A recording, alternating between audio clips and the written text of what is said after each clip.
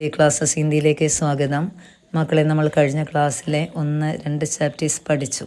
രണ്ടാമത്തെ ചാപ്റ്റർ ആയിരുന്നു സാഫ് സഫായി മേ അവൽഗാവ്. അതിൻ്റെ ആക്ടിവിറ്റീസ് ഇന്നത്തെ ക്ലാസ്സിൽ നോക്കാം. നോക്കിയേ, യഹാം ഗാവ് വാലോം കി കോൺസി മനോദശ പ്രകട് ഹോത്തി ഹേ.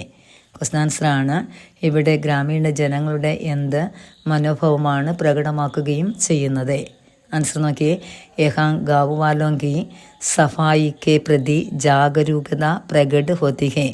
ഇവിടെ ഗ്രാമീണ ജനങ്ങളുടെ ശുചിത്വത്തിൻ്റെ നേർക്കുള്ളത്, അതായത് സഫായി ശുചിത്വം, അതിൻ്റെ നേർക്കുള്ള ജാഗരൂകതയാണ് പ്രകടമാക്കുകയും ചെയ്യുന്നത്.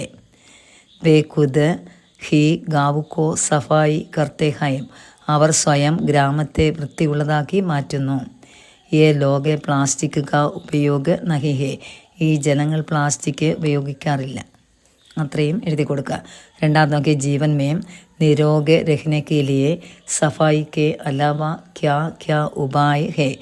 ജീവിതത്തിൽ രോഗമില്ലാത്തതിന് വേണ്ടി ശുചിത്വത്തെ കൂടാതെ എന്തെല്ലാം ഉപായങ്ങൾ ഉണ്ട്?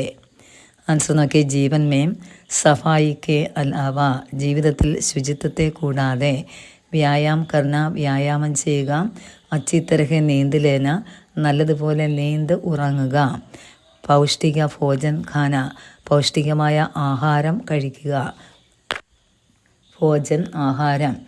ഏ സബ് സ്വസ്ഥ ജീവൻ കെ ലിയെ അനിവാര്യ ഹേ. ഇതെല്ലാം സ്വസ്ഥമായ ജീവിതത്തിന് അനിവാര്യം തന്നെ ആണ്. അടുത്ത നോക്കിയ, മാൻലെ മാവ്ലിനോങ് ഗാവ് മേം പര്യടക് ആത്തെ ഹേ. മാവ്ലിനോങ് എന്ന ഗ്രാമത്തിൽ ടൂറിസ്റ്റുകൾ വന്നു. വഹാം സൂചന പഠിക്കെ, അവിടെ ഒരു സൂചന ബോർഡ് ഉണ്ടായിരുന്നു. കൈസ ഹോഗ, അതെങ്ങനെയാണ്? ആൻസർ എഴുതുമ്പോൾ കോളം വരച്ചെഴുതണം കേട്ടോ. മാവ്ലിനോങ് എന്ന് കൊടുത്തിട്ട് താഴെ ഏഷ്യാക്ക സബ്സെ സാഫ് സുഥറ ഗാവ്, ഏഷ്യയിലെ ഏറ്റവും വൃത്തിയുള്ള ഗ്രാമം. ധ്യാൻ്റെ, ശ്രദ്ധിക്കുക എന്നെഴുതിയിട്ട് അതിൻ്റെ താഴേക്ക് ആ ഗ്രാമത്തെക്കുറിച്ച് പോയിൻ്റ് എഴുതി കൊടുക്കുക. എന്നെങ്കിൽ യഹാം ലോഗ് അപ്പനെ ഘർ സെ നികൽനെ വാലെ കൂടെ കച്ചറെ കോഫി ഡസ്റ്റ്ബിൻ മേ ജമ കർത്തെ ഹൈ.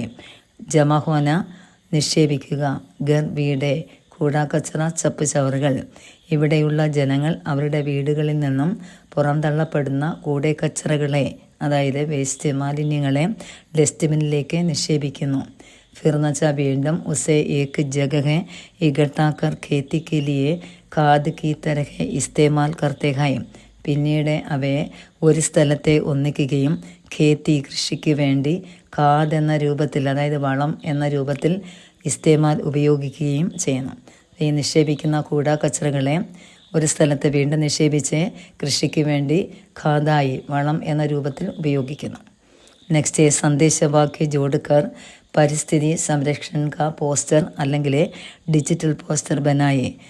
സന്ദേശവാക്യങ്ങളെ ഉൾക്കൊള്ളിച്ചുകൊണ്ട് പരിസ്ഥിതി സംരക്ഷണത്തെക്കുറിച്ചുള്ള പോസ്റ്റർ തയ്യാറാക്കുക. പോസ്റ്റർ എഴുതുമ്പോൾ കോളം വരച്ച് വേണം എഴുതാൻ കേട്ടോ.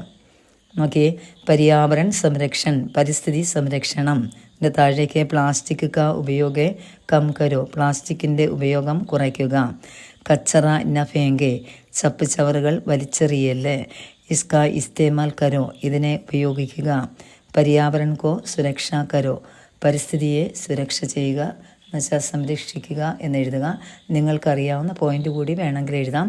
സൈഡിലെ ഒരു ട്രീ, അതായത് മരത്തിൻ്റെ ചിത്രം വരച്ചു കൊടുക്കുക കേട്ടോ.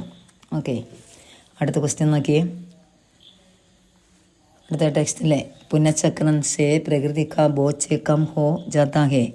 പുനഃചക്രൻ എന്ന് വെച്ചാൽ റീസൈക്ലിംഗ് ആണ്, അതുകൊണ്ട് പ്രകൃതിയുടെ ഭാരം കുറയ്ക്കാം.